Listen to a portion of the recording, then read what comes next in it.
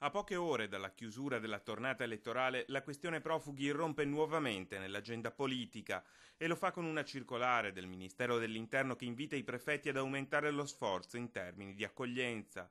Ma non basta, perché la nota ufficiale del Viminale spiega che a fare la propria parte dovranno essere soprattutto Veneto e Lombardia. Calcoli alla mano, in Veneto potrebbero arrivare altri 1900 profughi, poco meno di 300 in provincia di Treviso, dove già domani potrebbero arrivarne una dozzina. E l'indicazione del Ministero, oltre a non ammettere né ma né se, specifica già che il Veneto fino a questo momento non ha dato abbastanza. Per capire quanto la situazione sia emergenziale è sufficiente dire che la Prefettura di Treviso ha convocato per domani mattina un tavolo per discutere della questione.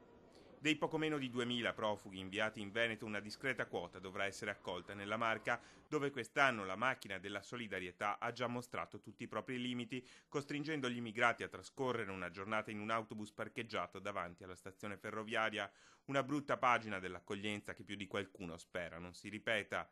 A Povegliano, proprio in questi giorni, il Consiglio pastorale dovrà valutare l'ipotesi di aprire nuovamente le porte agli immigrati, una soluzione tampone che in ogni caso, spiega il sindaco, non tutti vedono di buon occhio.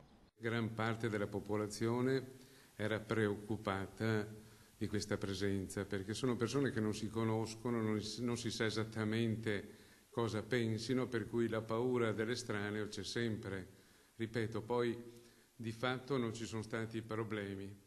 Il fatto è che vedere questi giovani bighellonare, perché di questo si tratta tutto il giorno, perché non sanno cosa fare, non sanno come passare il tempo, non è una bella cosa. E in queste ore a prendere posizione contro il Ministero degli Interni è proprio il rieletto presidente della regione Luca Zaia, che come in un déjà vu trova nuovamente sopra la sua scrivania il tema accoglienza.